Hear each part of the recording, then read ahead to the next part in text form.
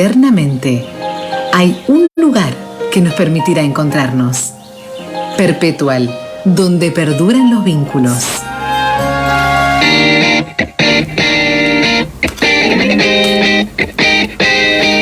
Histeria monetarista con sesgo antipopular. Un análisis comparativo del comportamiento de la inflación en la región y su relación con las políticas contractivas de los bancos centrales. Es el artículo firmado por el doctor en economía, el riocuartense Guillermo Oglietti, que integra el staff directivo de la CELAC, el Centro de Estudios Estratégicos de América Latina, y que ha puesto la lupa, la mirada respecto de lo que está sucediendo con la inflación, no solo en la Argentina, sino en otros países de Latinoamérica.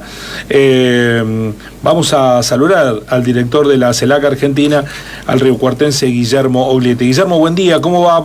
¿Cómo anda eso? Hola Guillermo, buen día, ¿cómo estás? Bueno, para ustedes, o en lo personal, el componente inflacionario que tiene la Argentina y los otros países de Latinoamérica no están ligados con esas verdades consagradas que se instalan desde las usinas de difusión de ataque a las economías populistas, como se las descalifica.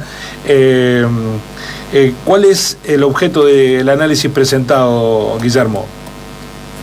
Bueno, el objeto es mostrar de que, si bien, primero analizar el origen de la inflación que tenemos actualmente en la región. Que recordemos que es un fenómeno global, digamos, está afectando a todos lados, entre ellos a la principal economía del mundo. El único lugar donde no ha habido un repunte significativo de la inflación en la región es Bolivia, que en 2 años tuvo apenas un 4,4% de inflación, mucho menor a la norteamericana, por ejemplo. Entonces lo que queríamos mostrar es que, a ver, ¿cuál fue el origen de la inflación? Hay 2 fenómenos que la provocaron. Uno es el corte de las cadenas de abastecimiento generado como consecuencia de la pandemia en el año 2020 y 2021. Y otro es la guerra. La guerra aceleró, agravó el proceso inflacionario que tiene que ver con ese quiebre del abastecimiento global. Sobre todo vinculados al mercado de commodities. Es decir, bienes como la energía y agrícola. Uh-huh. Después hay otro fenómeno global que está dando vuelta, que es un retorno al proteccionismo, digamos, sobre todo dirigido del mundo occidental, de Estados Unidos.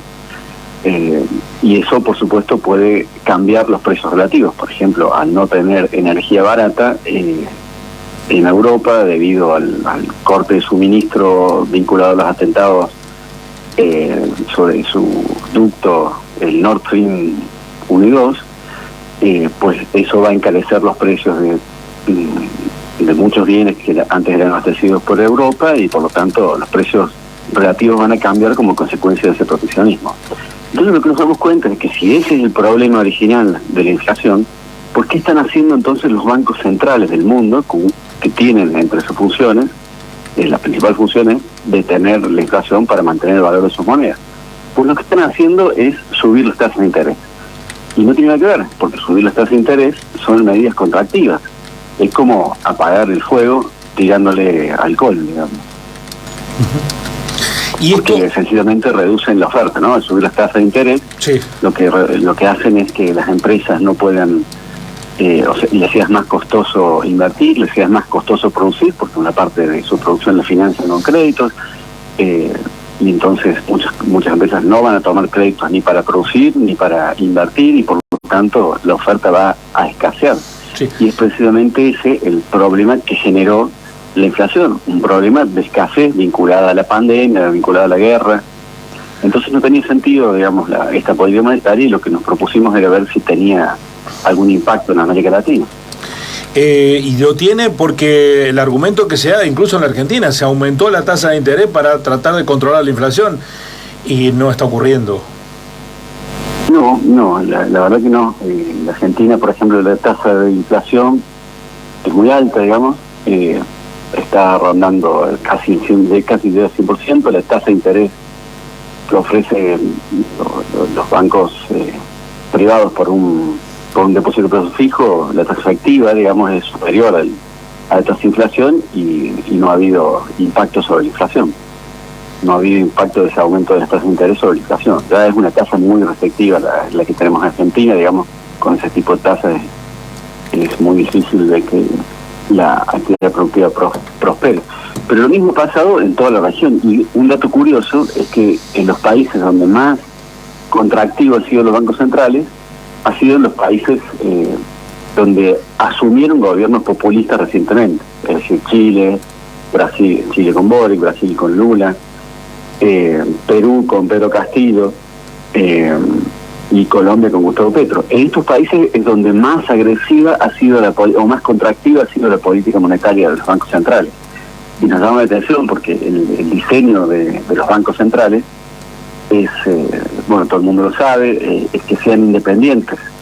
Pues parece ser que no son tan independientes, o que son muy independientes de los gobiernos populares, digamos, y que cuando asume un gobierno popular se transforma en un palo en la rueda.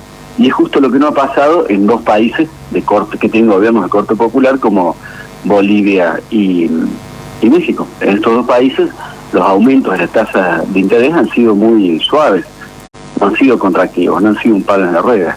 Y curiosamente los dos gobiernos que quedan en la región, con gobiernos conservadores, digamos que son Uruguay y Paraguay, digamos, los aumentos de la tasa de interés también han sido, por parte de los bancos centrales, ¿no?, también han sido muy moderados. Es como si existiera un ataque coordinado a los gobiernos populares de la región.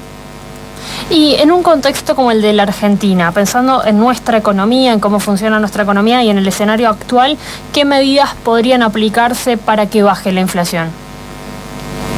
La inflación siempre es un problema de escasez.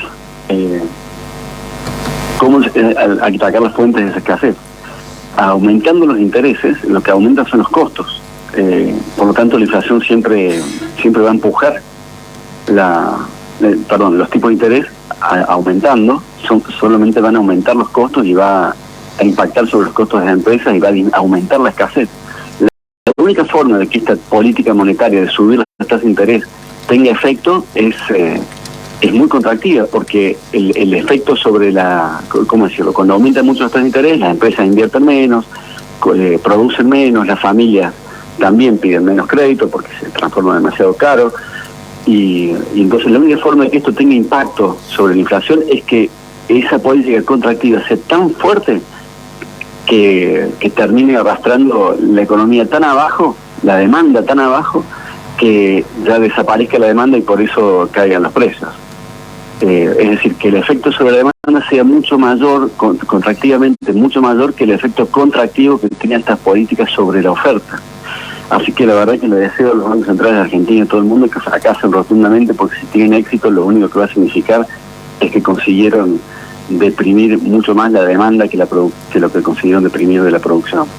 Bueno, es la apuesta que hizo, estamos dialogando con el doctor en economía, el riocuartense Guillermo Oglietti, que parece haber hecho en la coyuntura Massa, aumentar la tasa para por lo menos enfriar un poco la economía, que como vemos tiene mucha gente disponibilidad de recursos. De hecho, el fin de semana que estamos viendo con 3 millones de argentinos movilizados da cuenta de esto, Guillermo. Pero la cuestión aquí es que pareciera que el consuelo, como el vale de muchos de tontos, estaba viendo ayer en Euronews que uno de los debates que se instaló en Europa está ligado con las desviaciones que genera la inflación. Por ejemplo, las instancias de defensa de los consumidores están viendo que hay una inflación engañosa con reducción del packaging. Digamos, muchos productos que venían en medio kilo ahora al mismo precio te lo ofrecen en 350 gramos, con lo cual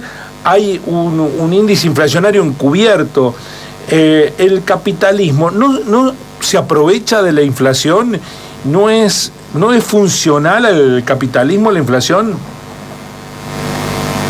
Sí, por supuesto que es funcional, porque el principal afectado con la inflación es la clase más trabajadora, digamos, lo que tiene ingresos que no puede proteger de la inflación. El capital siempre sale bien parado. No todo el capital, porque siempre hay redistribuciones en el interior. Por ejemplo, el que siempre gana con la inflación porque se sabe proteger muy bien de la inflación, es el sector financiero.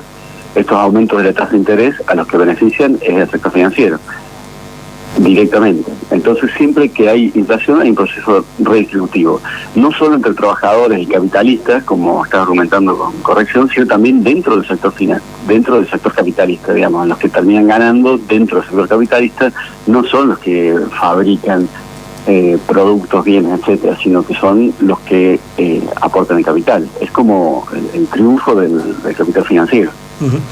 Y la otra cosa que marca su trabajo, Guillermo, que está ligado a que, contrario sensu de lo que se plantea de la independencia del Banco Central, en los lugares donde menos inflación hay, donde el Banco Central está absolutamente direccionado por el poder gobernante. Bueno, ahí hay resultados muy variados, no siempre es así. Hay casos como el de Bolivia, donde el Banco Central actúa con mucha coordinación con el Ministerio de Economía del Gobierno y del Ejecutivo, y entonces consiguen hacer una política muy sensata y muy acorde a los intereses de defender el valor de la moneda y el crecimiento. Recordemos que Bolivia, por ejemplo, es un buen caso para mostrar de que este tipo de políticas no funcionan. Tienen tasa de interés baja, también han conseguido una tasa de inflación baja, y no como consecuencia de la tasa de interés alta. La tasa de inflación baja la tienen porque han tomado medidas de abastecimiento y de crecimiento de la producción y de la oferta, que son, ya llevan mucho más de una década. Y por lo tanto ese aumento de la oferta ha sido el que lo beneficia. Y la lucha de clase, digamos, que es esta lucha por el excedente, digamos, por la distribución del ingreso, como decías recién vos, entre capitalistas y trabajadores, o dentro del propio capitalismo entre sectores, esa lucha está menguada en Bolivia.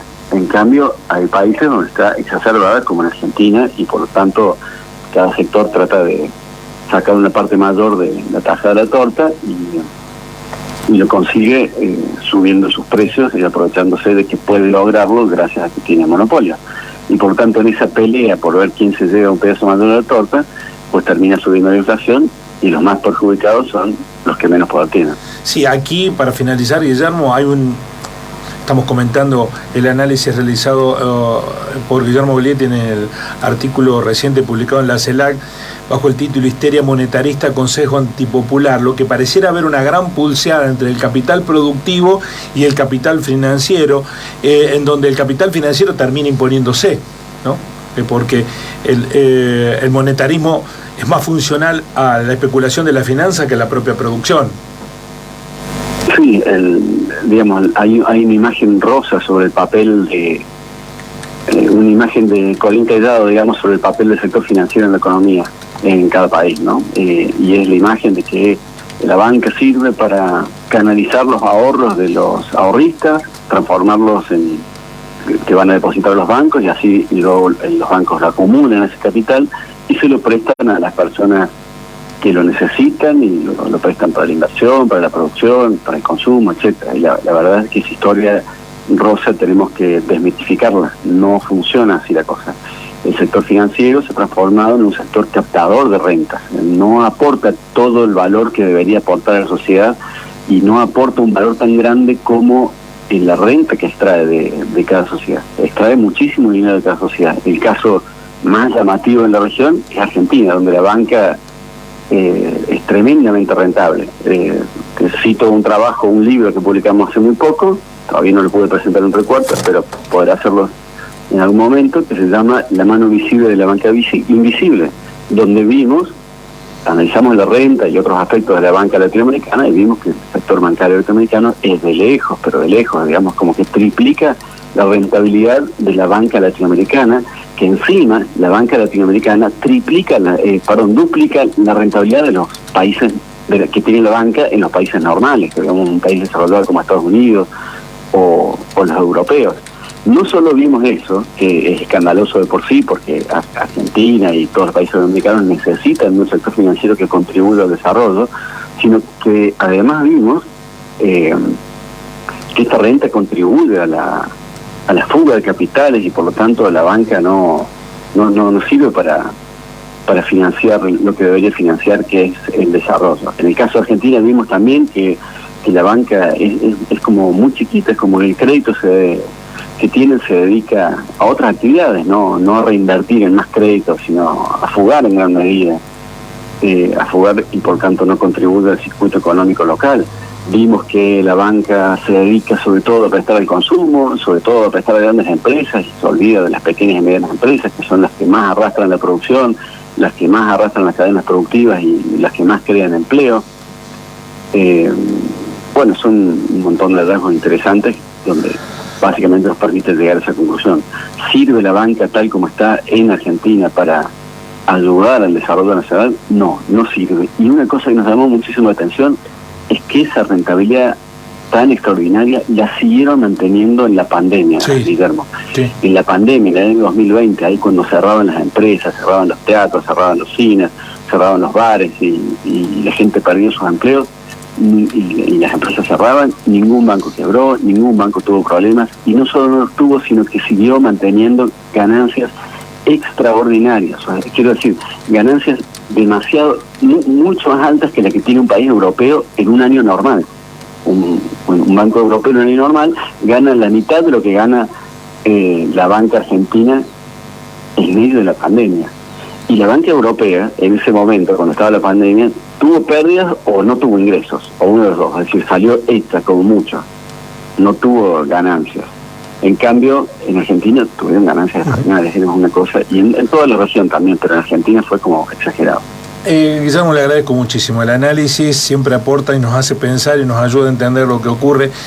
En el bonus track lo saco del tema y si quiere me contesta y si no, no sé si andará por Río Cuarto por estos días, pero está instalado el debate en torno de abrir la economía para que vengan las grandes superficies comerciales, se instalen y compitan mano a mano con los pequeños y medianos comercios. Se está opinando de distintos sectores con sesgo ideológico y no se está consultando, desde mi punto de vista, a economistas. ¿Qué mirada tiene sobre este aspecto? ¿Cuál es la tendencia en el mundo? ¿A regular que los capitales se instalen en determinadas zonas y que compitan en condiciones no igualitarias con los comercios de cercanía? ¿Cuál es su mirada respecto de este debate que está en pleno desarrollo en Río Cuarto, Guillermo? Me parece que lo que hay que hacer es mirar los antecedentes de la regulación, digamos, y no en todos lados se regula, pero en muchos lados sí. Por ejemplo, en Europa se regula, incluso también hay regulaciones dentro de Estados Unidos sobre cómo administrar las grandes superficies. Las grandes superficies parecen que generaran muchísimo empleo, y es cierto, contratan mucha gente, pero también esos nuevos trabajadores terminan destrozando muchos empleos de proximidad, muchos empleos que se ubicaban en pequeños comercios en la zona, y por lo tanto habitualmente esa regulación lo que genera es una convivencia, digamos, como un pacto de no agresión. Las grandes superficies quedan lo más afuera posible del ejido urbano y la proximidad se reserva para los pequeños comercios. Esa es, en líneas generales, el gran tratado, el gran acuerdo, digamos. Pero, como te decía, no en todos lados se regula. ¿Qué es lo conveniente en el criterio? Bueno, ahí es donde tiene que intervenir la política, las fuerzas municipales, y tomar la decisión que crean conveniente para cada ciudad. Destruir empleos en un país como el nuestro, digamos, no me parece una opción, porque en una ciudad como la nuestra tampoco, porque atraídos por esta idea sencilla y esta visualización directa de que una gran superficie genera muchos empleos, no parece un velo que nos oculta la realidad, que es que se destrozan muchos empleos en pequeños comercios de proximidad en el resto de la ciudad. Así que no tenemos que ser engañados por esa visión. Hicimos un análisis sobre esto varios años que estuve viviendo en Bariloche, y analizamos el caso de lo que estaba pasando por acá. Y así que tuve la oportunidad de estudiarlo, y me acuerdo que hay mucha bibliografía sobre el papel de Walmart en las ciudades, y ahí es donde aprendimos que muchas ciudades con comportamientos muy sensatos protegían, incluso dentro de Estados Unidos, la instalación del Walmart, y trataban de alejarlo lo más posible de las ciudades para que no afectara tanto el desempeño económico normal de la ciudad.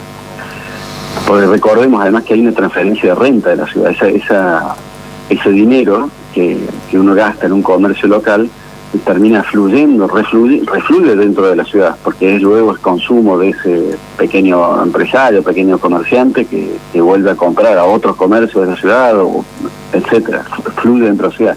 En cambio, las mayores tasas de ganancia que tienen estas grandes superficies terminan yéndose hacia el exterior de la ciudad, digamos. Y es un problema que tenemos grave en nuestra región. Nuestra región es una gran región capaz de generar ahorro y, sin embargo, tiene mucha dificultad para retenerlo. Ya, por ejemplo, no tenemos banca local.